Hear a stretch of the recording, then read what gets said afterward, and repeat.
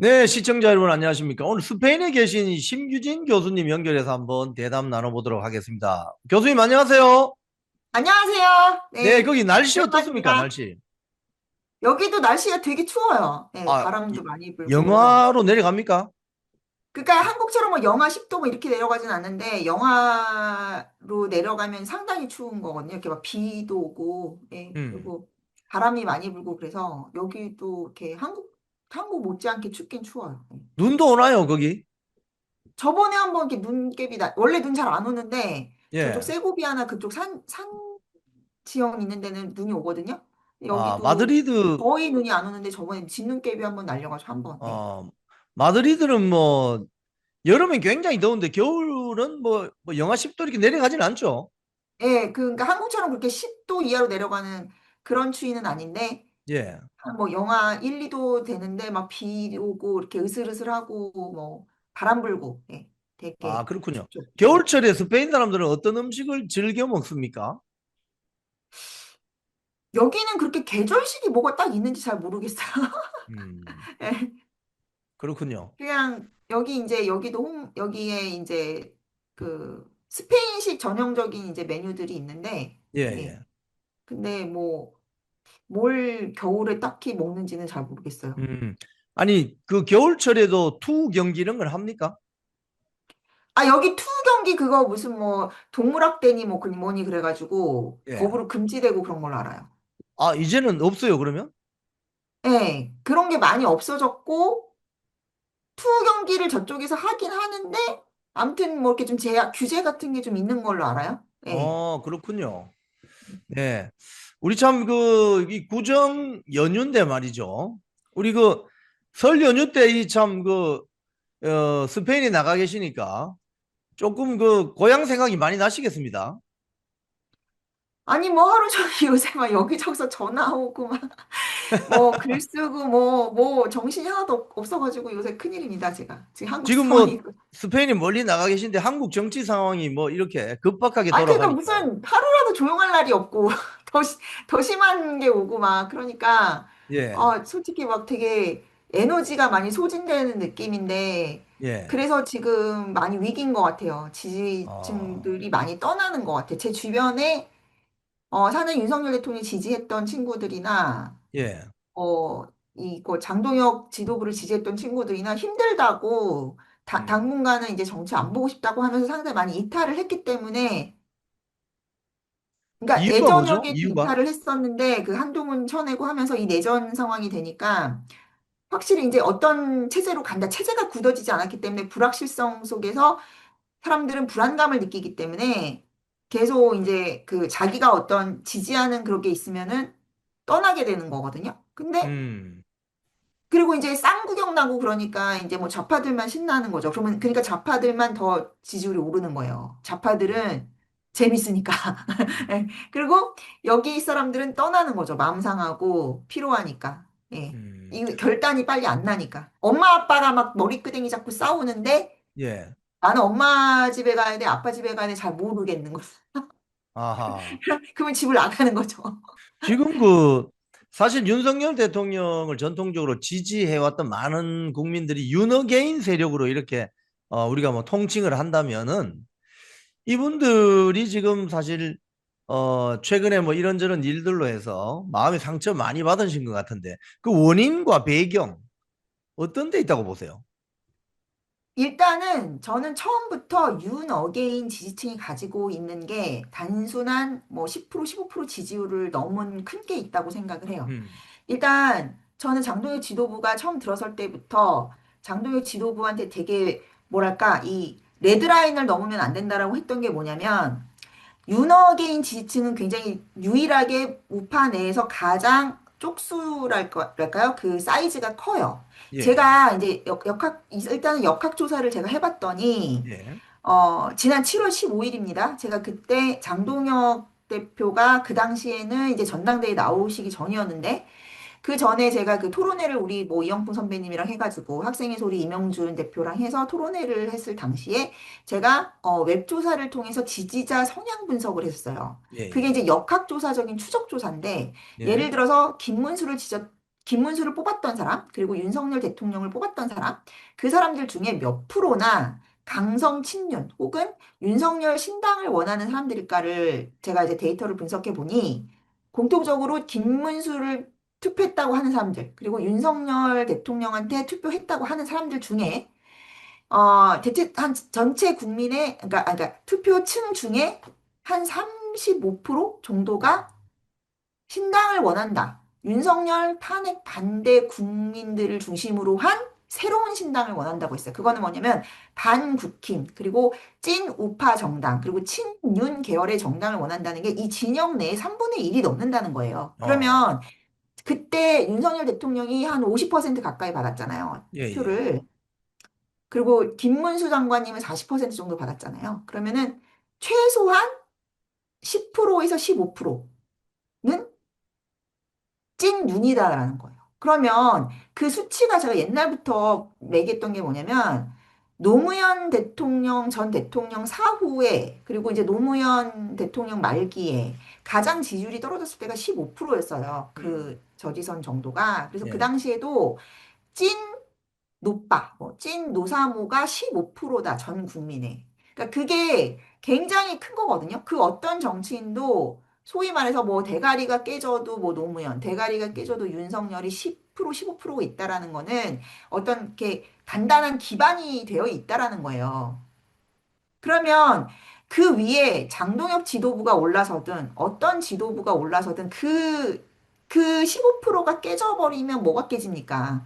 이 집안이 깨져버리는 거예요. 내려앉게 되는 거죠. 근데 그 집안이라고 생각하고 다뤄야 되는 문제인데, 이번에 박성훈 대변인 문제부터 해서, 그리고 이제 김민수 최고랑 대자유총회 토론회, 그리고, 최근에 뭐 전한길 그 씨가 귀국한 사건까지 해가지고, 지금 지지층의 이 기반이, 장동혁 지도부를 내세우는 이 기반이 균열이 지진이 짜짝짜짝 나고 있는 거라고요. 음, 그러면 그거는, 이 기반이라는 거는 이 기반에 자꾸 이제 이 기반을 자꾸 이렇게 두들겨가지고 이거를 균열을 시켜버리니까 장동혁 지도부가 그 위에 뭘 해도 다 안 되는 거예요. 그럼 지금 보면 장동혁 대표가 개인기로 한 것이 필리버스터, 그다음에 안식. 뭐 단식, 그리고 뭐 교섭단체 연설, 그리고 네. 16세 이하 여러 의제를 던졌는데 음, 문제는 그거는 이 기반 위에 얹는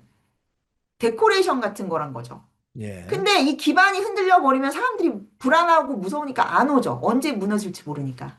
음, 그러니까 사실은 그 15%의 지지율을 확실하게 공구리 친다고 확실히 장동혁 화가 돼야지 장동혁이 그 위에 뭐, 무슨 바로크 양식의 건축을 세우든 아니면 뭐 음, 모던 양식을 뭘 세우든 사람들이 보러 구경하러 오게 된다는 거예요. 예. 근데 이 기반 자체가 언제 흔들려서 지진이 날지 모르고 거기다가 이 국민의힘이라는 그가 지금 되게 웃긴 건 뭐냐면 윤석열 대통령이 가지고 있는 10%, 15%의 기반 위에 음, 그 위에 집이 세워져 있는데 자꾸 흔들리는 거죠. 국민의힘이라는 집이 그 위에 있음에도 불구하고 자꾸 여기에 있는 사람들이 집 기반을 자꾸 갈아엎으려고 하는 거예요. 김재섭이든 김용태든 윤어게인으로 못 간다, 윤어게인으로 못 간다. 그러면 그 사람들이 서식지를 옮겨야 되는 거예요. 예. 여기 있는 데서 계속 여기 집안을 계속 뚫지 말고. 그러니까 이게 자꾸 내부 지지층을 흔드는 그러니까 안티테제를 밖에서 들어오면은 거기서 방어막이 쳐지니까 오히려 더 이 안이 공고해지는데 안에서 안에서 지금. 자꾸 안티테제를 하니까 난리가 나는 거죠. 음, 지금 어차피 이런 일들이 장동혁 지도부 체제가 처음에 작년 8월부터 시작이 되었는데 그때부터 이렇게 예상되는 어떤 허들이라고 할까? 장애물 아니었습니까?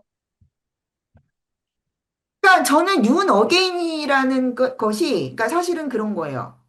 이게 일단은 내전인데 장동혁 지도부가 계속 지금까지 내부의 정적들이랄까 분탕 세력들을 소탕해 왔을 때는 오히려 자기 그 윤어게인과 이렇게 함께 갈 수 있었기 때문에 방향성이 되게 맞고 그런 전선을 긋는 게 지지 기반을 굳히는데 플러스가 됐는데 음, 이 윤어게인이라는 건 다시 또 한 번 이 안에서 이렇게 지진이 일어나는 거죠. 안에서. 예. 그 지진이 일어나는 게 이제 뭐, 어, 그 지진을 이제 추동한 게 박성훈 대변인이 말한 윤어게인은 뭐 내란 세력이다. 이런 얘기를 해가지고 그 안에 잠복돼 있던 마그마가 있었는데 그 마그마가 활화산이 돼가지고 음, 지금 국민의힘이라는 집을 삼키는 거예요. 음, 지지층들이 가지고 있던 분노감, 소외감들이 이렇게 내재돼 있었고 활화산, 그러니까 휴화산처럼 있었던 거예요. 그 소외감과 분노감이 탄핵 정국에서 끌어올라서 아스팔트를 뒤덮었었는데 그 에너지가 마그마 형태로 휴화산, 그러니까 장동혁으로 이렇게 덮여 있어. 장동혁 지도부를 출범하면서 휴화산이 돼 있었던 거예요. 예, 완전히. 죽은 화산이 아니라. 근데 그거를 이 박성훈이라는 그거를 이 진앙을 통해서 확 끌어올린 거예요. 음, 네.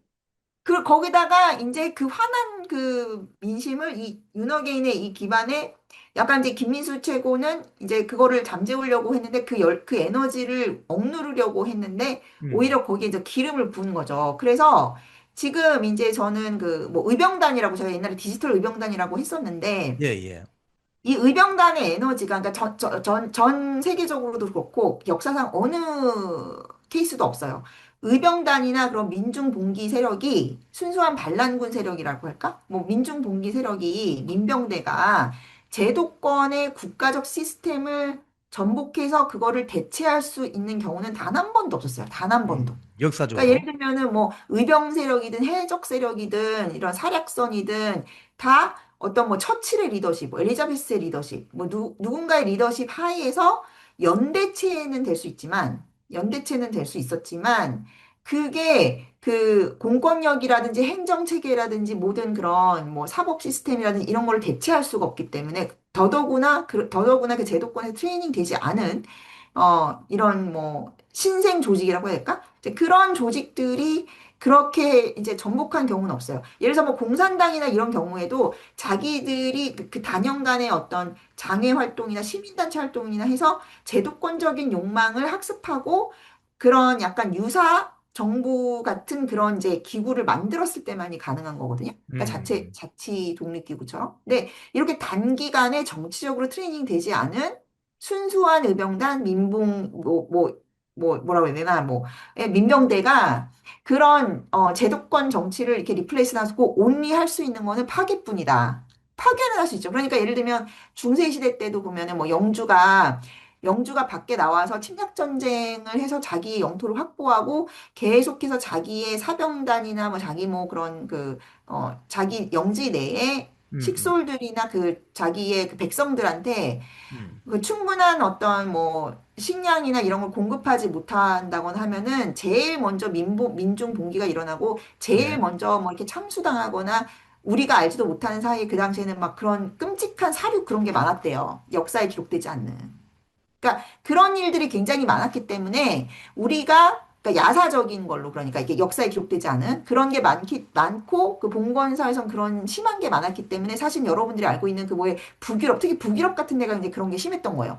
예, 왜냐면은 항상 거기 북유럽 같은 데는 뭐 바이킹 그런 거 얘기하는데 그 군주가 밖으로 나가서 침략 전쟁을 해서 물자를 끌어와야지 공급되는 구조였기 때문에 예, 오히려 그 북유럽에서 저기 우리가 얘기하는 뭐 기본 소득, 기본 식량 그런 얘기 하잖아요. 예, 예, 밀크폰 주고 이제 사람들 이게 거주지를 기본적으로 주고 기본적으로 밥 먹게 해주는 그 복지, 기본 복지가 발달한 이유가 하도 그런 민중 봉기가 많이 일어나다 보니까 이 사람들이 어떨 때 이 귀족들의 목을 따는지를 봤더니 배고프고 힘들 때 사람을 죽인다. 그래서 불려야지 배는 불리고 이게 최소한 이걸 제공해줘야 이 사람들이 반란군이나 민중봉기 세력에 대해서 폭력 성향이 없어진다라는 거를 그, 관찰을 통해서 이제 실험한 결과 그게 나왔다는 거야. 체제 안정을 위해서. 사실은 예, 기본 복지라는 게. 예, 예, 그런데 이제 지금 보면은 원래부터 이 딜레마가 뭐냐면 장동혁 지도부가 처한 구조적인 딜레마가 굉장히 컸었어요, 저는 예, 이런 사태가 올 거라고 생각을 했었어요, 결과적으로는. 왜냐면 예, 이건데 윤 어게인이라는 세력이 이제 10% 15%에서 솔직히 말해서 우파 진영 내에서는 가장 큰 팬덤을 가지고 있기 때문에 그렇죠. 이 팬덤에 속하신 분들은 우리가 보수 진영 내에서 가장 큰 영향력을 행사할 수 있어. 그러니까 이재명은 목을 딸 수는 없지만, 이재명의 체제를 정복할 힘은 없지만, 우리가, 적어도 우리가 이렇게 힘들게 싸우고, 이렇게 서론받고 했는데, 탄핵으로 제도권의 그 권력을 빼앗겼잖아요? 그러면 그 예, 큰 상실감과 그런 거를 채우려는 그 효능감을 찾게 되는데, 예, 예. 그러면은 적어도 우리가 보수 우파 내에서는 우리가 장동영 만들었어. 어떤 그 효능감을 원하면서, 그런데 그게 제도권에서의 자기들의 효능감이 막히는 순간, 그게 파괴적 폭력 성향으로 변하게 되는 거예요. 그러면 음. 자꾸 이제 단두대에 올려가지고, 그런 뭐 옛날에 귀족들을 이렇게 막 참수하고 살육하듯이, 그런 식의 이제 파괴적 욕망으로 자신들의 그 결핍된 욕구를 채우려고 하는데, 문제는 그 에너지를 다스리고 매니지하고 그 길을 내줄 수 있는 구심점이 지금 없다라는 게 되게 위기인 거예요. 왜냐하면 어, 윤석열 대통령이 윤 어게인의 구심점 아닙니까, 예, 결국에는? 예. 근데 윤석열 대통령이 현실 정치에서나 아니면은 지금 그 좌파들한테 이제 뭐 포로가 잡혀 있다시피 해서 지금 내란 재판을 받고 있기 때문에, 그리고 예, 사실은 저 제도권이나 좌파들이 똘똘 뭉쳐가지고 윤석열 대통령과 윤석열 지지층을 분리하려고 무리한 기소나 이런 정치 보복을 하는 이유는, 그 반란군들의 어떤 구심점인 윤석열이라는 사람이 살아있으면 그게 걷잡을 수 없이 커지고 통제 불가능해진다라는 거를 두려워하기 때문이에요. 근데 음, 그것은 좌파뿐만 아니라 모든 제도권 미디어, 그 다음에 뭐 이런 법조 엘리트, 사회의 그런 기득권을 포함한 거기다 국민의힘 원내 배지들까지 공통된 의견인 거예요. 이 어, 15%의 엄청난 민병대에 수장이 딱 생겨가지고 뭐 자기들이 봤을 때는 뭐 탈레반 같은 그런 새로운 음, 어, 자체 조직화 될 수 있는, 그러니까 헤드쿼터가 있으면 그 세력이 커지게 되고 그 예, 세력이 제도권에서 통제 불가한, 거기다가 이제 자기들이 굉장히 거부감을 느끼는 자기들의 그 기득권의 어떤 마지막 마지노선이라고 여기는 뭐 선관위의 권력 같은 거 있잖아요. 예, 선거 예. 시스템. 그러니까 선거 시스템을 부정하게 된다고 하면은 자기들이 가지고 있는 합법적 제도적 그 권력이 다 무너지게 되고, 또 음, 그게 윤석열 대통령이 이 지지층과 어떤 식으로든 결합해서 하게 되면은 그런 뭐 트럼프 팬덤 같이 이제 예, 뭐 우리가 뭐 트럼프 팬덤이나 이런 것처럼 윤어게인 팬덤에 복종하면서 살아야 되나? 이 개딸한테 복종하고 사는 것도 힘든데 음, 이런 식으로 되는 거죠. 그래서 음, 그런 이유 때문에 윤석열 대통령과 이 윤어게인을 분리하면 윤어게인은 사그라들 거야. 왜냐하면 그리고 현실 정치에서 힘을 갖지 못할 거야라고 생각을 한 거예요. 예, 왜냐? 그러니까 구심점이 없고, 그러면 구심점이 없으면 현실 정치에서 구현할 수 있는 아젠다가 없기 때문에, 아, 이 사람들은 그냥 해적이, 그러니까 만약에 해적선에서 이 사람들이 봤을 때는 해적선의 수장이 없어지고 자기들끼리 사륙전이 나다가 사그라들겠지라는 게 이 사람들의 생각이었던 거예요. 예, 근데 이제 지지층들이 굉장히 좀 스마트하게 어쨌든 간에 전당대회 때 장동혁 대표가 그 윤어게인 세력, 의병단 세력도 이게 해산시키거나 축출되면 안 되고 그 에너지를 가지고 우리가 같이 저기 뭐야 이재명 정권과 맞서 싸우는 하나의 동력과 자산으로 삼아야 된다. 예, 내가 윤어게인은 아니지만 백의 아젠다는 아니지만 그중에 같이 갈 수 있는 거. 같이 갈 수 있는 전선은 뭐다? 이재명 정권이라는 그런 공통의 문제 해결, 그러니까 어떤 공동의 목표를 위해서 힘을 합칠 수 있는 것은 합집합으로 해서 가겠다라는 게 장동혁의 비전이었고 구상이었고, 장동혁의 비전은 뭐냐면 윤 어게인이라는 이 민병대가 있는데, 이 민병대를 우리가 쳐내면 너무 출혈이 심하니까 이 민병대의 에너지를 하나의 이제 서브셋으로, 이제 하나의 그룹으로 해서 장동혁 지도력의 리더십 하에 두자. 그래서 원내나 제도권과 같이 결합하자고 했는데, 지금까지 계속 장동혁을 흔든 것은 아니야. 이 민병대랑은 같이 못 가. 절대 국민의힘이라는 제도권에 바람 자국도 못 들이게 돼 있어 해서 이 민병대의 분노와 결핍과 소외감이 계속 있었어요. 근데 예, 장동혁 대표 혼자서 이쪽의 지지를 확실히 받지도 못하고, 그 다음에 이 원내에서의 세력도 하나도 없는데 본인이 필리버스터 단식을 하면서 이 음, 민병대 세력들한테 계속 시그널을 준 거죠. 음, 지금은 국민의힘에 내가 공식적으로 뭐 엘리자베스가 나 해적선 뭐 사략선의 뭐 그 수장들하고 연대해서 나는 저기 스페인을 칠 거야라고 공식적으로는 말을 못해도 비공식적으로는 뭐 전에 뭐 이렇게 자기가 뉴미디어의 환경에서 많은 은혜를, 뭐, 많은 덕을 봤다. 뉴미디어 때문에 나는, 대표가 될 수 있었다라고 얘기를 네. 하고. 그러니까 이런 약간 레거시 미디어나 제도권에서 극우몰이를 당하고, 뭐 이게 뭐 더 뭐 고성국의 뭐 꼭두각시냐 뭐 누구의 또 꼭두각시냐 그런 수모를 참아가면서도 이 밖에 장외에 있는 민병대 세력한테 조금 참아주세요. 왜냐하면 내가 이 제도권에서 힘이 없습니다 음. 하면서 여러 번 지지층을 다독이면서 본인이 필리버스터하고 단식까지 하면서 일부의 장외 세력으로부터 좀 지지세를 확보하고 그 음. 동력으로 자기 내부의 이 민병대 세력을 극우몰이하거나 굉장히 그 불가촉 천민 취급하면서 천시하는 한동훈과 같은 귀족들을 쳐내는 성과를 거뒀는데 예. 계속해서 민병대의 어떤 민병대를 전체적으로 지휘할 수 있는 헤드쿼터가 없다 보니까 이 예. 민병대도 무슨 뭐 부대가 뭐 한 100개쯤 되는 거죠. 그러니까 그래서 100개, 200개가 되니까 컨트롤 타워가 없으니까 산발적인 그런 예를 들면 뭐 해적단도 뭐 여러 개 있으면 해적단이 자기들이 칼을 가지고 있고 공격력이 있다고 생각하는데 예를 들어서 뭐 어디 뭐 큰 뭐 저 스페인 왕실은 우리가 이렇게 해줄 순 음. 없어도 동네에서 기분 나쁜 사람들은 목을 칠 수 있다. 근데 그런 사람으로 지금 김민수 장동혁 대표가 타깃이 돼가지고 자기들의 단두대에 이렇게 올려버린 거예요. 어하. 그런 상황인 거예요. 그래서 지금 아. 그러니까 단두대에 올라간 사람들이 예를 들면 처음에 그 내란이라고 했다라고 하는 그 누구죠? 그 박성훈 대변인이라던가 예, 뭐 예. 어제 뭐 이인선 그런 사람들. 그러니까 뭐냐면 우리를 멸시하는 사람들 우리가 못 참아 하면서 뭔지 알죠? 그러니까 시비를 거느니까 약간 어, 뭐 의병단이 있는데 얘들의 뭐 동학혁명군 그런 것처럼 어떤 부대가 음. 있는데 이 사람들을 진짜 지금 되게 짜증나 있고 심기가 굉장히 불편한데 지나가던 동네 양아치 잡아서 한번 내가 본때를 보여주겠어 하던 것이 지금 그런 식으로 걸린 게 괘씸죄로 걸린 게 처음에 박성훈 그 대변인이 말을 뭐 윤어게인 세력은 내란 세력입니다. 아마 이렇게 지금 법원에서 이런 판결을 나온 거에 준해서 얘기를 했을 거예요. 예. 지금 근데 지금 이제 한가하게 이 지금 법원에서 이상민이 뭐 단수.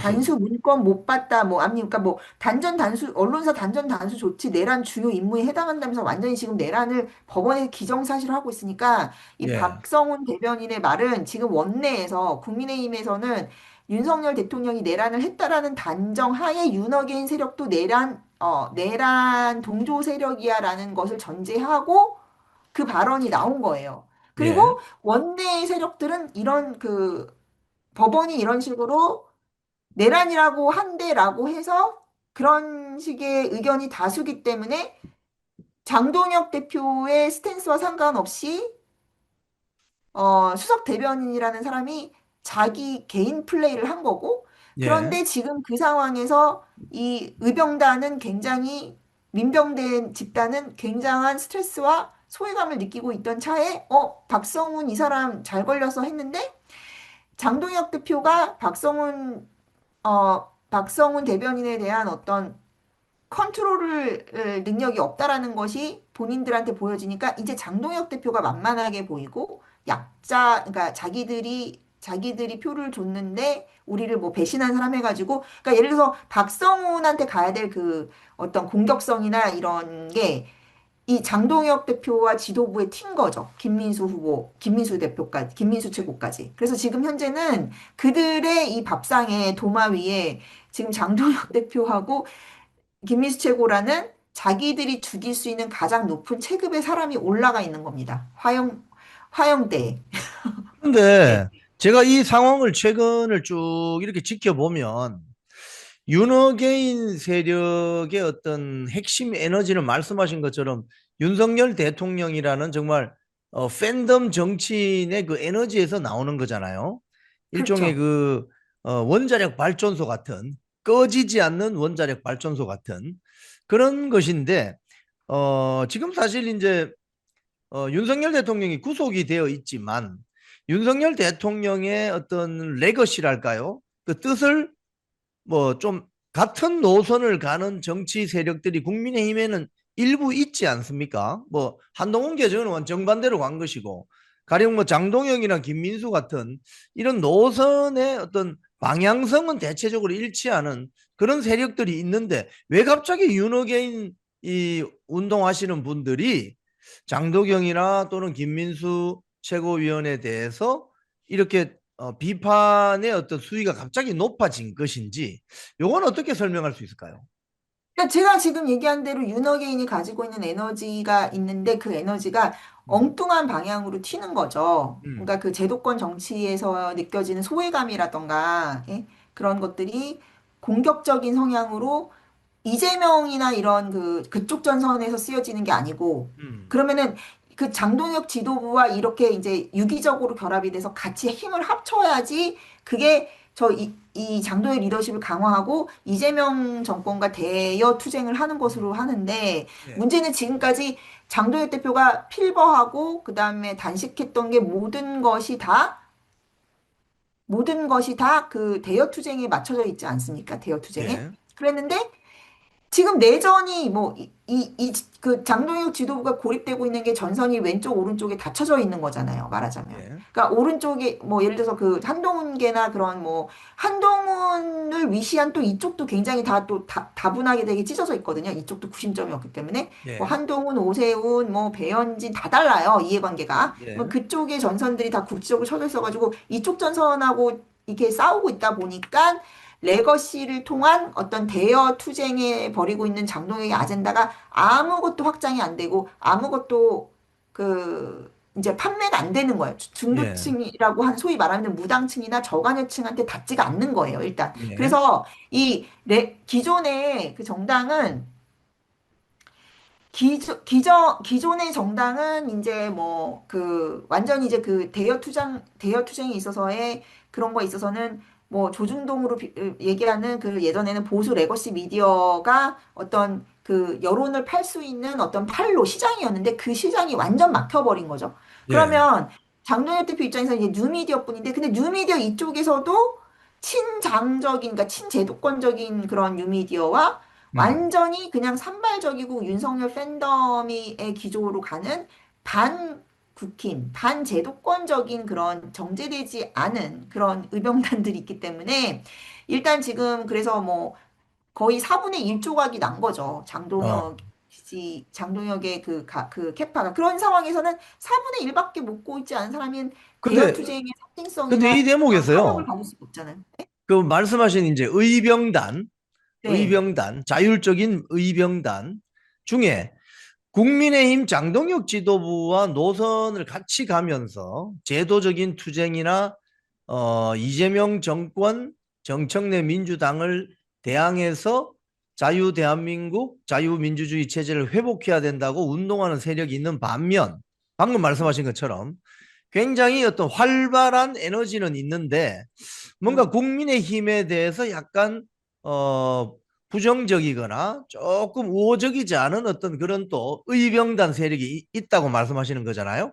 근데 네. 그분들이 그럼 지향하는 바는 뭐냐 이거예요. 만약에 국민의힘이라는 실질적인 제도권 정당을 통하지 않고 자기들끼리 장외로 나가서 어떤 일을 했을 때 그게 실현 가능하다고 보십니까? 그러니까 저는 그게 실현 가능하다고 보지 않아요. 음, 그러니까 문제는 저는 이러다가는 되게 공멸할 것 같아요. 왜냐하면 빨리 음, 그러니까 어떤 세력이 에너지가 제도권을 바꿀 수 있는 힘이 되려면 첫째도 둘째도 리더십이고 지도부거든요. 그래서 예. 제가 일부 저의 뭐 많은 사람들이 아 왜 또 심규진 교수는 옛날에는 뭐 누구를 뭐 지지하고 누구를 뭐 하더니만 왜 또 맹목적으로 뭐 장동혁을 이렇게 뭐 옹호하냐 뭐 지지하나 하는데 저는 장동혁 개인의 지지를 말하는 게 아니에요. 음. 이번에 그 윤민우 윤리위원장이 그랬잖아요. 예, 예. 당대표는 뭐 컬렉티브 뭐 인텔리전스인가 뭐 아무튼 그거에 뭐 총합이라 그랬나? 그러니까 그 리더십이라는 게 유닛인 거죠. 리더십이 없으면 아무것도 할 수가 없는 거예요. 예, 그렇죠. 그냥 그 에너지가 그냥 산계된 그런 어떤 뭐 그냥 폭력적이고 비생산적인 그런 걸로 전환될 수밖에 없어요. 리더십이 방향을 내주고 아젠다를 내주지 못하면. 그러니까 뭐 경찰하고 조폭은 한 끗 차이 아닙니까? 음, 경찰하고 조폭은. 음, 경찰이 왜 경찰이에요? 예?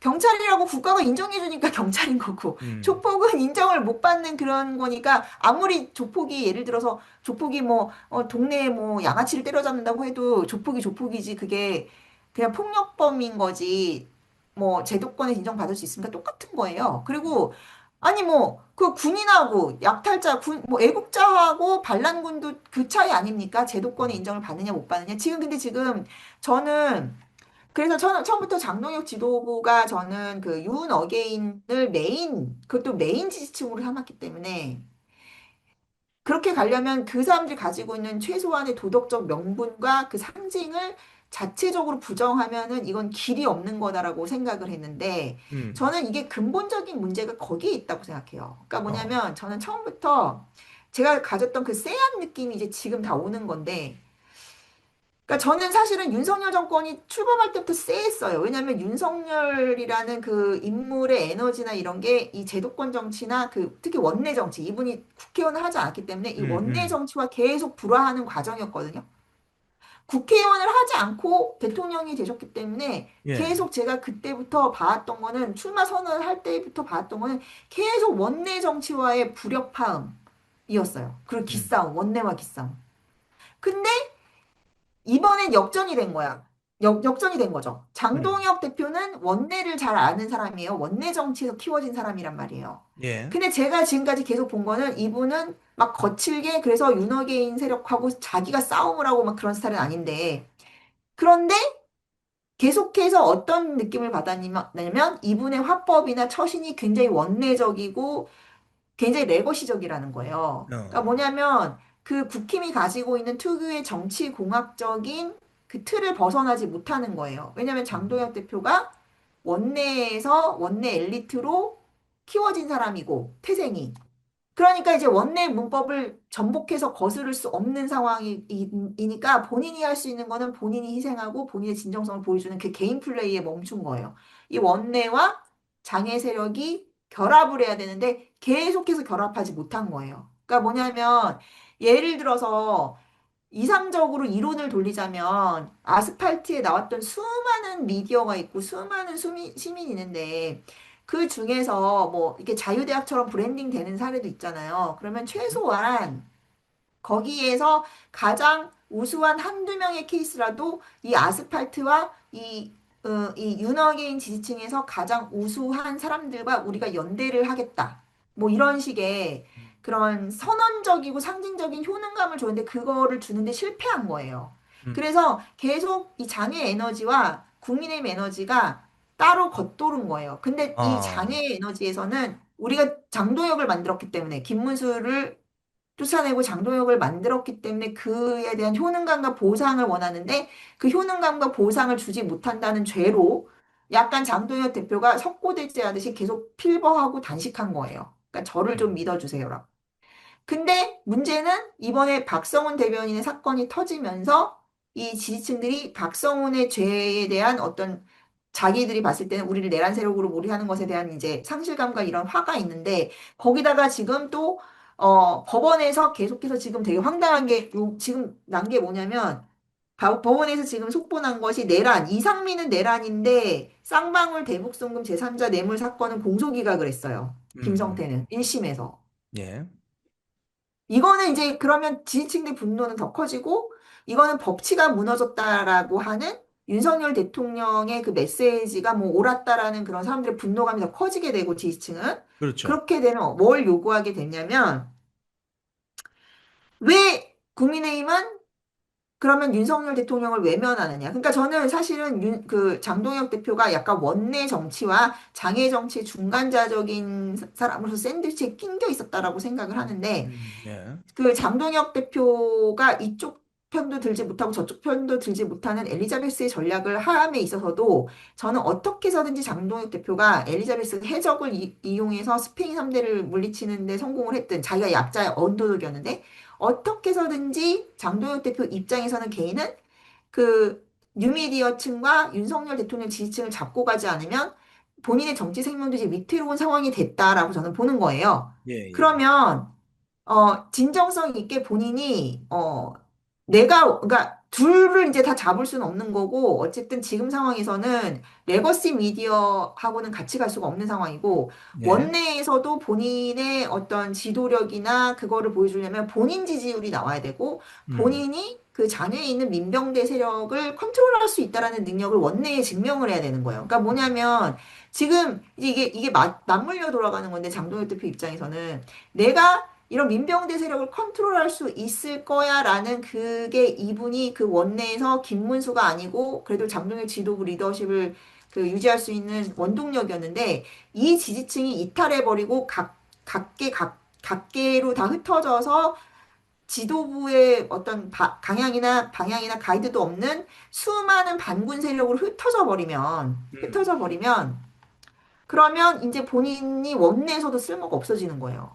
음. 원내에서도 쓸모가 없어지는 거예요. 예를 들면 이제 그 김민수 최고가 한동훈 얘기를 했는데 한동훈은 어쨌든 본인이 어쨌든 깜만 안 가고 있고 본인이 체육관에서라도 어쨌든 정치적으로 살아있는 패라는 거를 계속 증명하는 거거든요. 예, 예. 근데 장동혁 대표가 가지고 있는 것은 이제 윤석열 대통령 지지층이 메인 지지층인데 그 지지층에서 자기가 제대로 자기 진정성을 가지고 인준을 받지 못하면 그래 당신이 윤석열의 후계자라는 거를 인증받지 못하면 이제 본인의 정책이 위태로워지는 것이고 문제는 지선을 가면은 한동훈을 쳐내면 한동훈은 죽겠지. 약간 이제 그 기존의 이제 문법이랄까? 기존에 저도 그렇게 음. 생각했는데, 한동훈을 쳐냄으로써 장동혁은 윤석열 대통령 지지층에 대한 어떤 청구서라고 할까? 이분들하고 전당대회 때 약속했던 것은, 끝이 났고, 장동혁은 할 만큼 했다라는 그런 성과가 될 수도 있었는데, 문제는 장동혁 대표와 상관없이 변수들이 많이 터진 게 뭐냐면 박성훈 사건으로 대표되는 거는 결국에는 원내와 장외는 완전히 분리돼 있고 지금 현재 사법적으로 윤석열을 내란이라고 단죄하고 하는 것에 대해서 국민의힘이 해결해 줄 수 없다라는 것이 드러나 버린 거예요. 음. 그러면 장동혁 대표의 전략은 이제 한동훈은 치웠고 그러면 윤석열 대통령 그 지지층들의 분노라던가 그런 욕구도 어느 정도 충족이 정치공학적으로 되고 그러면 본인은 지선 모드로 가서 지선을 이끄는 리더십을 보여줌으로써 중심을 잡겠다라는 거였는데 예. 가장 중요한 거는 그 와중에 박성훈이라는 사람이 사고를 쳐가지고 아까 말했지만 장도연 대표가 컨트롤할 수 없는 마그마가 다시 활화산이 됐다는 거예요. 이것은 어. 그러면 장도연 대표의 그 원내의 지금 정서와 이 장외 정서 모두 양쪽에서 샌드위치로 꼭 낑겨 있는 장동혁 음. 대표 입장에서는 아웃 오브 컨트롤이 돼버린 거예요. 그러면 장동혁 대표 지금 마지막 옵션이 남은 게 하나밖에 전 없다고 생각해요. 장동혁 대표가. 뭐죠? 장동혁 대표가 지금 해야 되는 것은 지지층을 잡는 겁니다. 지금 예. 장동혁 대표의 상황은 어떤 거랑 비슷하냐면 윤석열 대통령이 계엄을 하고 나서 지지율이 딱딱딱딱 떨어졌단 말이에요. 11%까지인가? 예, 예. 갤럽 기준 예, 11%. 13%. 예. 갤럽에서 11%였어요. 제 아, 기억에. 그래요? 네. 11월 11일 날인가 12%고 그 대국민 담화한 게 12일인가 그랬던 것 같아요. 음. 12일이고 탄핵이 된 게 14일이었던 것 같은데 예. 12일 날 했던 그 담화가 사실은 이 턴어라운드가 돼가지고 그때부터 지지율이 20%막 30% 올라갔었어요. 음. 근데 그때 턴어라운드가 된 것이 왜 그랬냐면 그 대국민 담화를 통해서 그게 굉장한 사람들한테 집중 효과를 올렸고 그때 대통령의 진정성이 보였고 대통령이 던진 아젠다들이 굉장히 자신의 정치적 생명을 걸고 왜냐면 그때 그게 먹혔던 게 뭐냐면 대통령이 굴복하지 않고 나는 탄핵을 받겠다라고 한 와중에 나왔던 담화였거든요. 그러니까 맞습니다. 예. 대통령이 나의 정치적 생명을 걸고 나는 이런 국가 아젠다 때문에 계엄을 한 것입니다라고 얘기해서 많은 사람들이 계몽령이 됐다고 할 정도로 모든 사람들이 뭐 각성했다고 할 정도의 파급력을 일으켜서 사실 그게 그 윤석열 대통령 지지를 과반 이상으로 끌어올린 원동력이었다는 거죠. 예. 그리고 그때 던졌던 메시지의 핵심은 뭐냐면 지금 반국가 세력이라고 그때 얘기했던 이재명 세력이 그러니까 더불어민주당의 거대 의석을 가진 사람들이 이렇게 국가를 망치고 있다. 음. 그러니까 나를 통해서 모두가 뭉쳐라면서 그때 모든 우파가 결집하는 걸 봤다는 거죠, 사람들이. 그렇죠. 예. 아젠다로, 의제로. 음. 그런데 지금 장동혁 대표가 놓여 있는 상황이 11%의 지지율까지 떨어졌던 윤석열 대통령의 상황과 똑같아요, 지금. 아하. 그럼 이걸 왜냐하면, 터닝 포인트 만들려면 어떻게 해야 됩니까?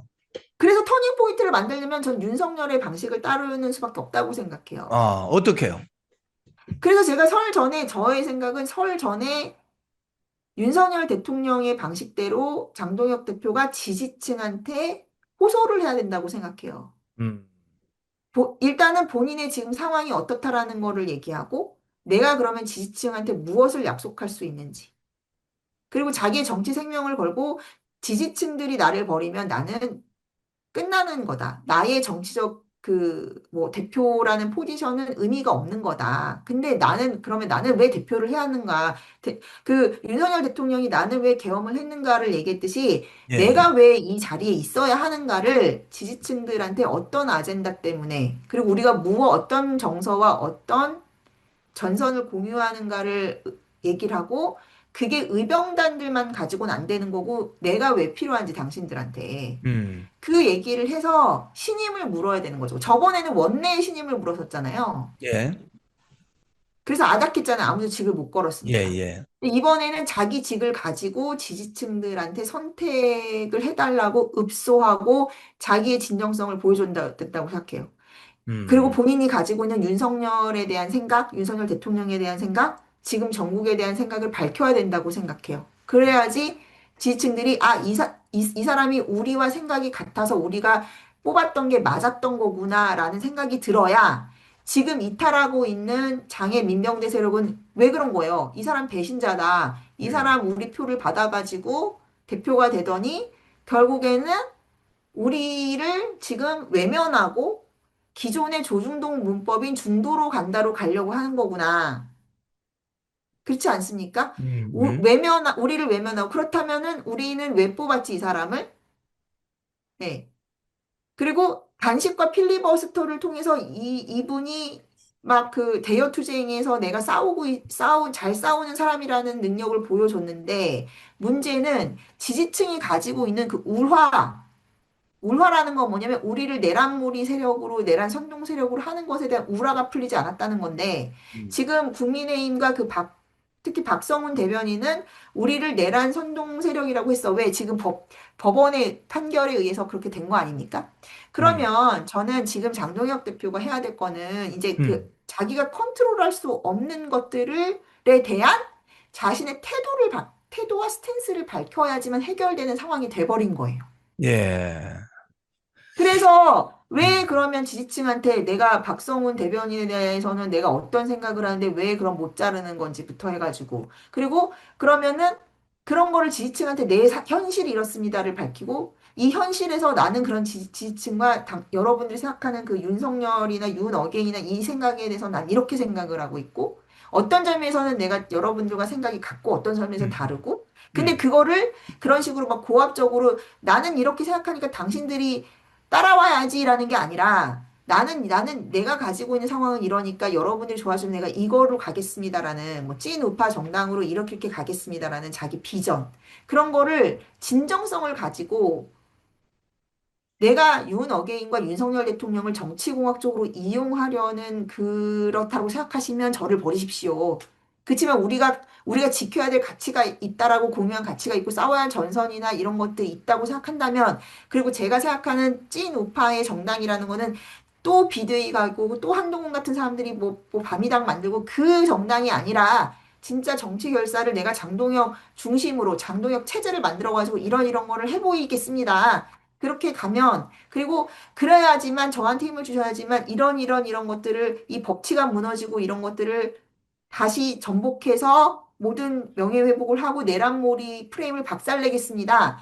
이런 비전을 제시해줘야지 사람들이 저 사람이 우리 표만 받고 또 저 중도 레거시대로 또 중도로 갑니다. 여긴 몰라요. 음. 이런 식으로 하면서 모르쇠로 이렇게 가려고 했던 게 아니구나.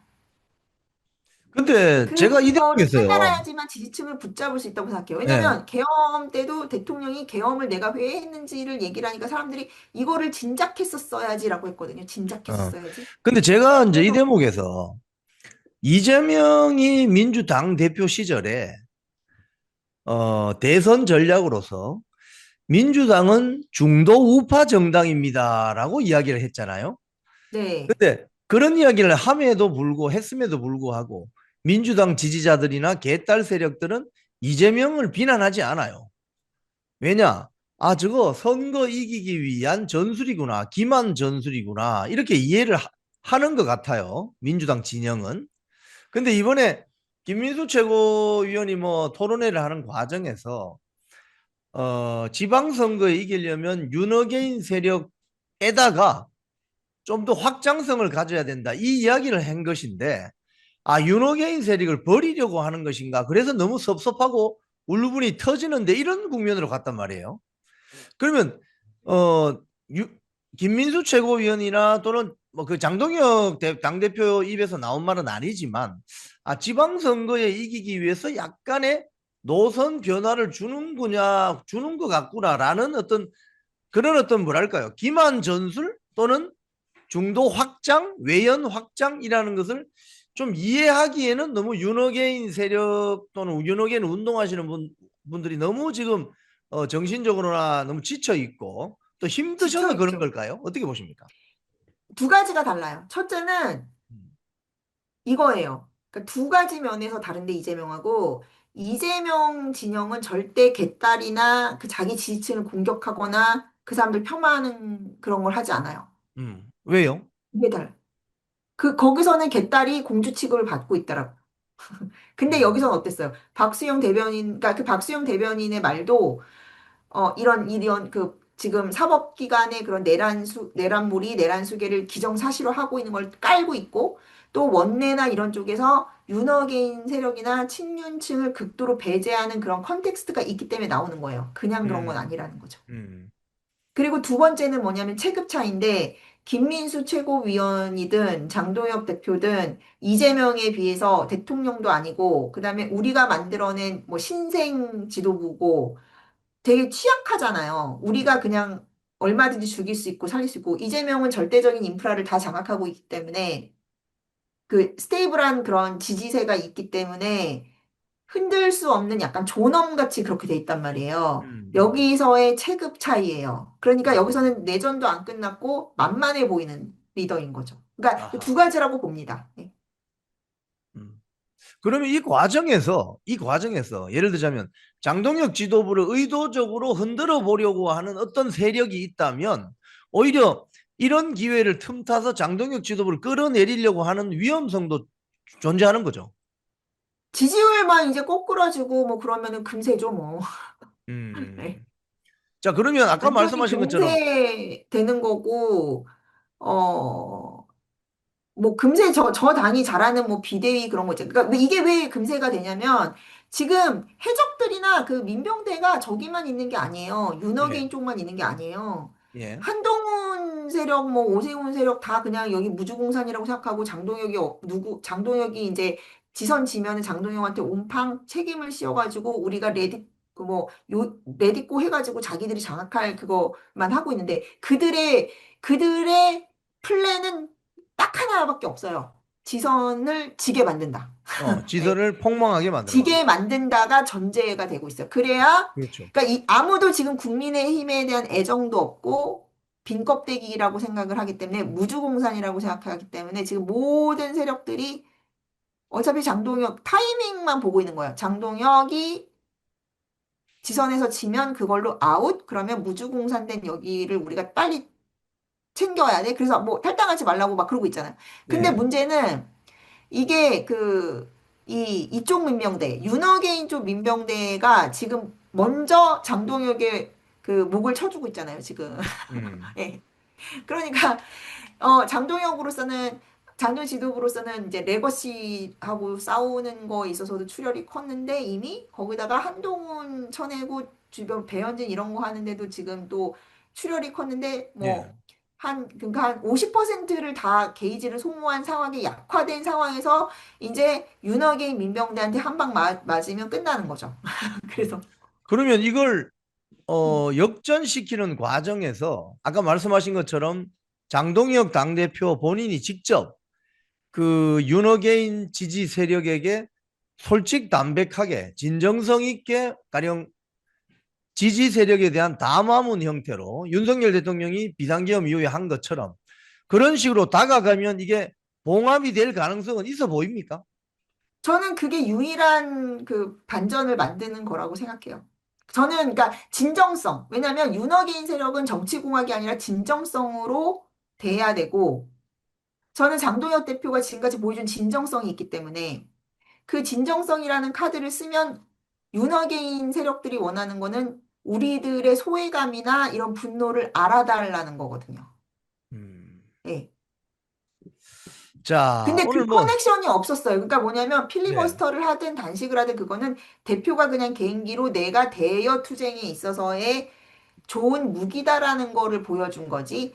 예, 자기를 뽑아줬던 지지층들과 정서적인 교감 그런 게 아니었거든요. 그러니까 뭐냐면 윤석열 대통령도 내 마음을 이해해달라는 설득을 했기 때문에 반전이 일어나가지고 모든 보수에 있는 사람들이 그래 윤석열을 지켜야지 우리가 저 이재명을 무찌를 수 있지 뭐 이런 생각을 했다는 말이죠. 그러니까 장동혁 대표도 할 수 있는 정면 승부라는 거는 사실 지금의 지지층들이 듣고 싶어 하는 거는 지선을 이겨야 됩니다. 라던가 중도로 가야 됩니다. 라던가 중도로 가야 되니까 윤석열과 윤어게인이라는 구호를 사용하면 안 됩니다라는 말을 듣고 싶은 게 아니에요. 그 그럼요. 전에 먼저 장동혁 대표로부터 듣고 싶은 말은 나는 여러분들과 함께 합니다. 여러분들의 분노와 감정을 알고 있습니다. 여러분들이 무엇을 하고 있는지도 내가 잘 알고 있습니다. 유일하게 나만 알고 있습니다. 근데 죄송하지만 제가 지금 힘이 없고 이래 해서 이런 상황에까지 놓였습니다. 그렇지만 나는 여러분들과 끝까지 싸울 것입니다. 절대 포기하지 않을 것입니다. 음, 그러면 본질적으로 들어가야 되는 거는 결국엔 윤석열 대통령에 대한 얘기가 나올 수밖에 없다는 거예요. 음, 왜냐? 저는 처음부터 얘기했던 게 지지층들이 가지고 있는 불만의 근원이 뭡니까?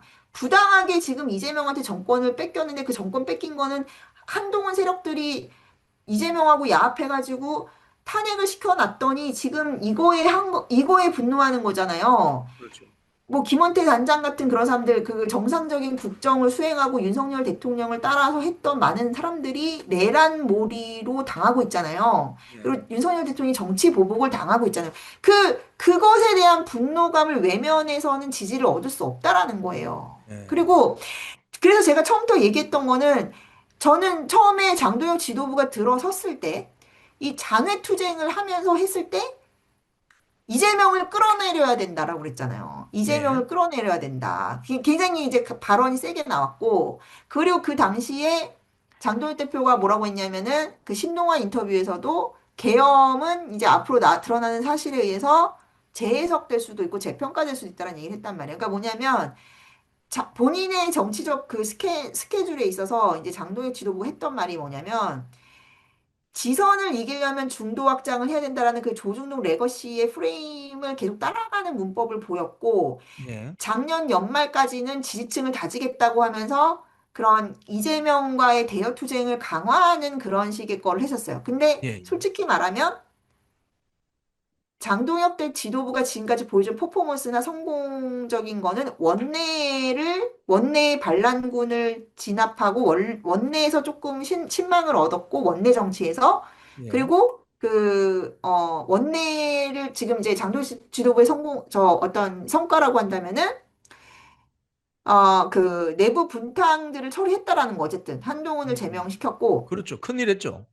그 큰일을 했고 그 다음에 이제 당의 기강을 세우는 어떤 뭐 그 지금 하고 있는 당원 당규 개정 작업이라던가 그러니까 예, 이런 되게 굉장히 그러니까 그 장동혁이 원내 정치에 탁월하다라는 그런 퍼포먼스를 보여줬단 말이에요. 예, 근데 그 원내 정치에 있어서 탁월함을 이제 원내에서는 이제 인정을 하게 됐고 의원들도 어느 정도 인정을 하게 됐고 그래서 이제 비대위는 없고 지선은 장동혁으로 죽이 되든 밥이 되든 가야 된다라는 음, 원내와 그 당원들과 원내의 지지를 얻었어요. 예, 그래서 지금 윤호개인 세력이 많이 빠지고 있긴 하지만 지지율에서 당 내에서만 보면은 원내와 당내 입지가 뭐 장동혁이 막 없다고 할 수는 없어요. 근데 음, 문제는 제가 말했듯이 이 당을 벗어난 그 원내를 벗어난 이런 대중정치의 영역에 있어서는 여론전이 다 망해버린 거죠. 그래서 뭐 예. 교섭단체에서 16세 이런 거 던져도 판로가 지금 확보가 안 돼가지고 다 묻히지. 거기다가 그건 왜 그러냐? 왜 그러냐면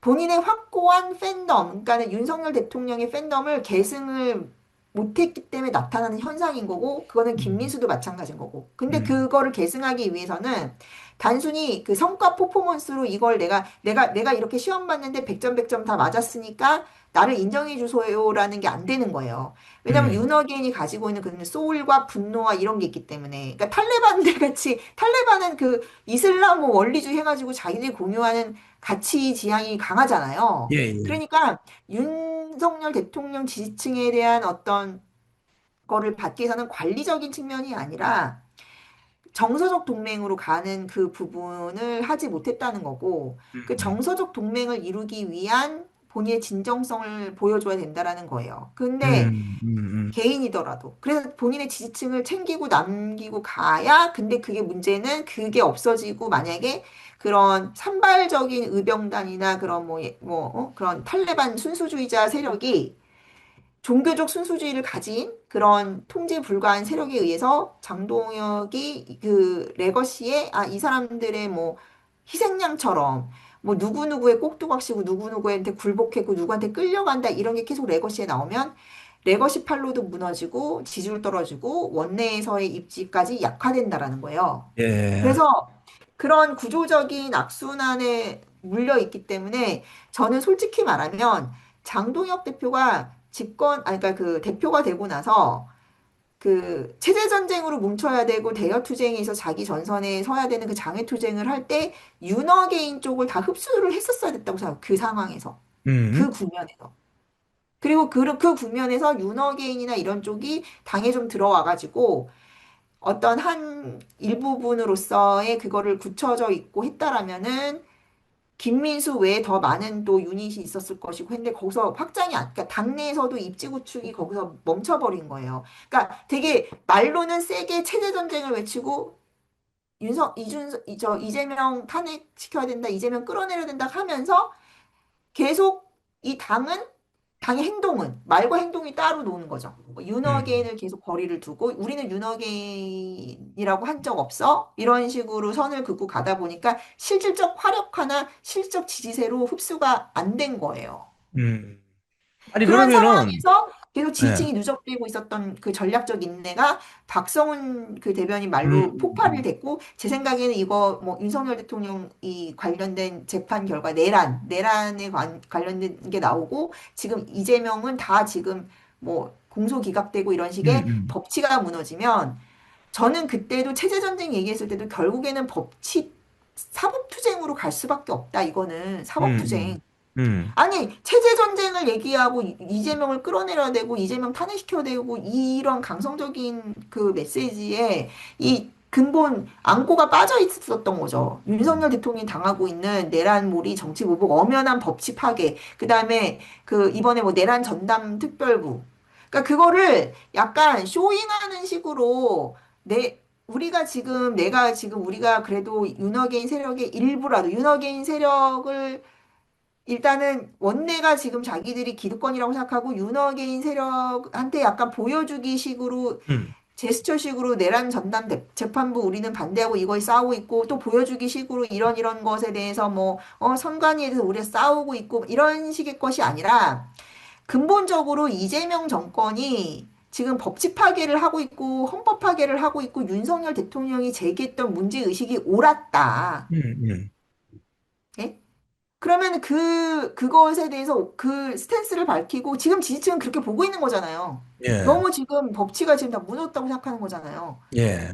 이재명은 재판 중지하고 그러면 그 근본적인 문제에 대해서 내가 당신들하고 같은 생각이고 같이 싸우는 전선을 만들어 놔야지 정서적 링크가 돼서 화력이 커진다라는 거죠. 그러니까 저는 사실 그래서 음, 제가 아까 얘기했듯이 윤석열 대통령 계엄 당시 수준의 대국민 담화가 진정성 있게 나오지 않으면 이거는 구조적인 악순환으로 인해서 장동혁 대표님의 정치 생명까지 위험한 사안이라고 저는 생각해요. 제가 이제 좀 우리 대담을 좀 정리하자면, 네. 지금 장동혁 당대표가 이제 설 연휴가 이제 뭐 하루 앞으로 다가왔는데 이제 이 설 연휴가 지나고 나면 장동혁 당대표가 그런 말씀하신 것처럼 뭐 대국민 담화문을 발표하든지 아니면 어 원외에 있는 윤 어게인 세력들을 조직화 또는 뭐 자발적 또는 뭐 호의적으로 당내의 어떤 세력화를 할 수 있는 어떤 그런 어떤 인적인 동원 이런 것들이 필요하다고 보시는 거예요? 저는 장도연 대표가 이제는 선택을 해야 된다고 생각합니다. 음. 지금은 계속해서 원내에 막혀가지고 아무것도 할 수 없는 식물 당대표처럼 돼 있었었고, 그리고 약간, 그러니까 대중정치 영역에 있어서는. 그리고 지금 장도연 대표가 한 거는 당권을 잡는 거에 주력을 했었고, 당을 네. 정비하는 데 주력을 했었거든요. 근데 이번에 그래서 저는 어떻게 생각하면은 대국민 담화를 통해서 일단은 본인의 개인기로 지지층한테 호소와 이제 해서 본인의 지지층이 빠지는 거를 막아야 되고 일단 그게 급선무고 네. 그런 다음 그래야지만 3월에 뭐 당명 개정하고 당이 이렇게 찐 우파 당이 되고 그거가 판매가 될 수 있는 판로가 열리는 거예요. 네. 지금은 지지층이 판로인 거예요. 지지층이 뭐 아무리 그러니까 좋은 거 뭐 16세 뭐 이하니 뭐 당명을 개정하니 뭘 하니 뭐 해도 어떤 의제를 던지더라도 그거를 구매해 줄 수 있는 판로가 없으면 지지층이 없으면 끝장나는 거예요. 음. 그래서 그 판로를 확보한 다음에 거기에 얹혀야 되는 거예요, 정책은. 그러니까 음. 정치라는 판로에서 정책을 이렇게 그 유통할 수가 있는 겁니다. 정치라는 판로가 있어야지. 근데 지금 음. 계속 장동혁 대표가 고군분투하는 모든 그런 대여 투쟁적인 거라던가 아젠다가 확산이 안 되는 거는 정치적으로 판로 개척을 하지 못했기 때문이다. 음. 근데 이제 장동혁 대표의 딜레마는 그건데, 그러면 제가 왜 대국민 담화밖에 없다고 하냐면은, 지금 본인이 할 수 있는 거는 정말 개인기밖에 없거든요. 그러니까 음. 지금 제가 봤을 때는 장동혁 대표가 지금 아직까지도 당을 개혁하는 데 이분은 지금 맞춰져 있기 때문에 초점이. 네. 그러니까 두 가지 딜레마인데 원내와 척을 지거나 원내에 거스를 수 없는 구조적 한계를 인정을 하고 그것에 대해서 내가 지지층들한테 내가 제도권에서의 이 당권을 잡고 있어야 변화가 가능하다라는 양해를 구하고 음. 그렇지만 당신들이 가지고 있는 의제에 대해서 내가 얼마나 진정성으로 공감하는지 외면하지 않는지 예? 그러니까 음. 나를 막 알아달라 이런 거보다는 내가 지금 처한 현실을 솔직하게 이해를 구하고 그렇지만 나는 비전, 나는 이런 것들을 위해서 정말 내 목숨을 갈아서 하겠다. 오케이. 그리고 당신들이 가지고 있는 문제의식, 기본적으로 본질적인 문제의식을 내가 공감한다. 반체제, 그리고 지금의 법치가 무너지고 있는 상황. 뭐, 윤석열 대통령 억울하게 인권 탄압당하고 모든 사람들이 다 내란몰이를 당하는 상황. 그리고 누구죠? 이재명은 지금 재판 중단하고 다 공소기간 다 해가지고 법치가 무너졌다라는 문제 인식을 같이 한다. 음. 음. 음.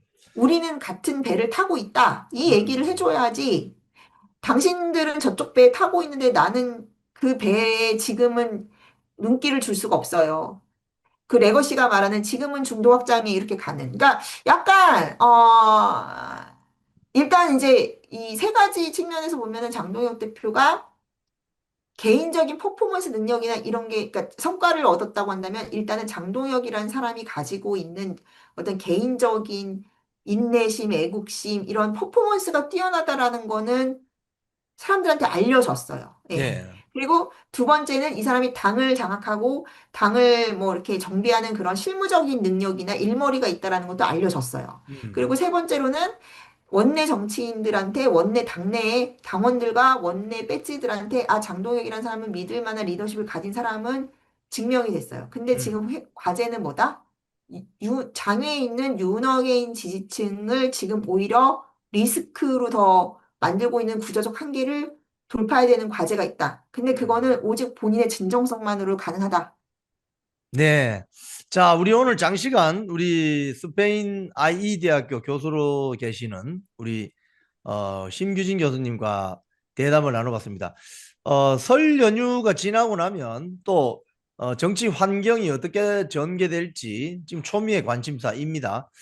오늘 사실 장동혁 대표가 이재명과의 오찬 회동을 불참을 아, 선언했거든요. 그거는 되게 잘한 것 같아요. 예. 그건 참 잘한 것 같습니다. 그래서 저 설 깜짝 연휴, 놀랐어요. 5천 한다 그래가지고. 근데 뭐 어제 연락받았다 그러더라고요. 예.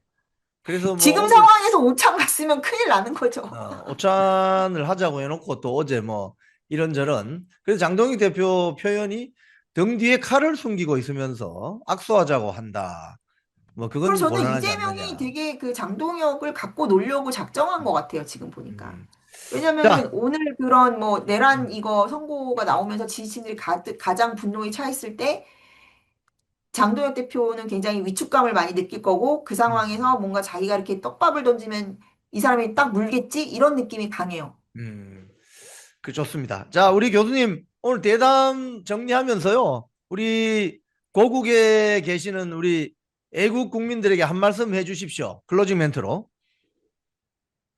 지금 너무 힘든 상황이고, 저는 솔직히 말하면 장동혁 대표가 윤석열 대통령의 지지층의 표를 받아서 당대표가 됐고, 또 그 당시에 윤석열 대통령 지지층으로서는 유일하게 윤석열 대통령 지지층에 대해서 우호적인 그런 또 후보가 장동혁 대표밖에 없었기 때문에, 결국 이 그런 어떤 상호 그 맞물리는 딜레마적인 구조가 이런 파열을 날 거라고 처음부터 예상을 했던 것 같아요. 저는 여연에 있을 때도 윤석열 대통령 경선 과정을 다 지켜봤었고, 윤석열 대통령이 집권을 하더라도 탄핵의 위기를 맞을 것이다라는 거를 그때부터 얘기를 했었어요. 여연에 있는 제뭐 스태프들한테. 그래가지고, 이런 그 근본적인 저는 구조를 보는 사람이기 때문에 제가 장동혁 대표님께나 아니면 지지층에게도 말씀드리고 싶은 거는 이거는 솔직히 말하면 이런 파국은 어떻게 보면은 좀 예정된 수순이었다. 이렇게 생각이 들고, 이거에 대해서 장동혁 대표가 이 에너지를, 감당할 수 있는 본인의 그 그릇을 보여줘야 되는 타이밍이고, 지지층 또한 얼마나 지지층들이 성숙하게, 전략적 사고를 하면서 자체 정화할 수 있는 능력을 보여주는지 하나의 시험대다. 장동혁 대표의 리더십과 이 지지층 모두에게 시험대고 이걸 넘지 못하면 보수 우파는 뭐 한동안 뭐 거의 또 뭐 10년 더, 10년, 20년 이상 이렇게 되면은 정말, 어, 민주당 일당 독재식으로 갈 수도 있고, 아예 그냥 뭐 민주당 정당과 또 뭐 유사정당, 뭐 민주당에 대한 정당이 뭐 경쟁하는 구도로 갈 수도 있고, 그러면서 또 뭐 한파나 이런 세력들, 옛날에 밤이당 투 같은 것들은 그냥 뭐 군소정당처럼 남겠죠. 뭐 음, 한 15% 정도 지지를 받는. 그러니까 어떤 음, 지금은 이제 대격변의 시기인데, 얼마나 장동혁이라는 제가 봤을 때는 역대급으로 가장 많은 훌륭한 자질을 가지고 있는 보수파 정치인이 나타났는데, 이 정치인의 역량과 그릇이 지금 시험대에 올랐고, 또 그것을 지켜낼 만한 지지층의 어떤 이 두 번의 탄핵을 거치면서 지지층 자체의 그 콜렉티브 인텔리전스 집단 지성이 이 뉴미디어 환경 이렇게 우리 뭐 이영풍 선배님 같은 그런 인플루언서들을 중심으로 해서 자체 정화할 수 있는 힘이 있는가? 음, 예? 아젠다를 세워나갈 수 있고 지켜나갈 수 있는 힘이 있는가? 그리고 이 보수 우파 진영이 두 번의 탄핵을 거치면서 이제 얼마나 간절해졌고, 그래서 대의를 위해서 뭉칠 수 있는 그런 리더십을 생산할 수 있는 역량이 되는가? 그러니까 장도연 대표가 처음 대표가 됐을 때 많은 레거시 기자들이 그렇게 비아냥됐었단 말이에요. 예. 장도연 당신이 뭐 윤석열 대통령 지지층 다 끌고 올 수 있어? 당신이 감당할 수 있어? 그 뉴미디어의 그 정제되지 않은 에너지를 당신이 다 그걸 흡수해서 당신이 뭐 트럼프처럼 리더가 될 수 있어? 그런 식으로 음, 비아냥됐다라는 거예요. 그래서 저는 장동혁 대표께서 어, 자신감을 가지셨으면 좋겠다라는 게 이미 본인이 퍼포먼스로 원내에서 증명한 것이 있고, 그 다음에 또 뭐 이런 정치 고관여자라고 할 수 있는 당원과 지지층들한테 보여준 게 있습니다. 그러면 이제 음, 그거를 자산화해서 한 번 더 승부수를 던지는, 그러니까 뭐 예전에 전당대회 때 많은 사람들을 울렸던 게 뭐 부끄럽지 않습니까? 뭐 그런 음, 연설이었듯이 예. 결국엔 그 장동혁의 힘은 어디서 나오냐면 지금 장동혁이 새로운 아젠다를 팔려고 해도 팔로가 개척되지 않아요. 지금 계속 장동혁 대표는 과거에 갇혀 있는 정신이에요. 어떻게 보면. 왜냐하면 그리고 과거의 의제를 가지고 이슈를 정리하는 데 있어서 탁월한 퍼포먼스를 보였단 말이죠. 뭐 한동훈을 예. 제명한다거나. 그러니까 과거 청산의 탁월한 능력을 보였기 때문에 미래에 있어서의 비전을 팔기 위해서는 정치가 안정돼야 된다. 그러니까 저는 이분이 이회창 같은 그런 굉장히 안정된 리더십을 가지고 있다고 생각해요. 대쪽 판사 예. 같은 모습을 보이면서 지금까지 끌고 왔고. 그렇기 때문에 지금 해야 될 일은 지지층을 붙잡는 것이다. 그 계엄으로 몰렸을 때 지지율이 그렇게 바닥나고 했을 때 윤석열 대통령이 반전을 시켰던 것은 결국엔 지지층이 가지고 있는 간절함과 지금 지지층이 지금 법치 체계가 무너지고 있고 헌법 질서가 무너진 것에 대한 이 분노감을 두려운 자신의 정책 장애물이 아니라 자기 자신의 정책 자산으로 생각하고 음. 본인의 그릇 안에 끌어들여야 한다. 이미 그 에너지는 있다. 저는 그렇게 보는 겁니다. 네, 오늘 장시간 우리 스페인은 지금 아침 시간일 수도 있는데 이 네. 귀한 시간 내주셔서 정말 감사드립니다. 우리 또 연휴 지나고 우리 교수님 한 번 더 모시도록 하겠습니다. 오늘 교수님 감사합니다. 감사합니다. 네, 고맙습니다. 쿵TV를 사랑하시는 시청자 여러분, 대한민국은 지금 체제 전쟁 중입니다. 연성 파시즘 체제로 갈 것이냐, 아니면 자유민주주의 체제를 지킬 것이냐, 이를 위해서는 결단과 용기가 필요합니다. 국민의힘 장동혁 지도부가 흔들리고 있습니다. 당 안팎에서 많이 흔들어댑니다. 당의 중진이라는 정치 원로 그룹들이 장동혁 체제를 마구 흔들어댑니다. 이건 박근혜 대통령 탄핵 이후 바른정당 세력과 함께해라는 신호이기도 합니다. 이렇게 되면 국민의힘 자유민주주의 우파 정당은 역사의 뒤안길로 퇴행할 수밖에 없는 위기를 맞을 수 있습니다. 민주당의 정보통신망법이 통과되어서 오는 7월부터 시행이 됩니다. 이렇게 되면 언론 자유 훼손은 물론이고 자유우파 유튜버들의 산업 생태계에 심각한 지장이 예상됩니다. 여러분, 어떻게 해야 되겠습니까? 여러분들의 도움이 필요합니다. 여러분들이 우잘사 회원에 가입하셔서 대한민국 체제 전쟁에 승리하고 국민의힘 장동혁 지도부를 지켜내고 정보통신망법을 비롯한 언론 자유를 심각하게 훼손하는 여당발 공세에 대응해 주시기 바랍니다. 우잘사 회원 많이 가입하셔서 함께 가는 여정을 만들어 갑시다. 감사합니다.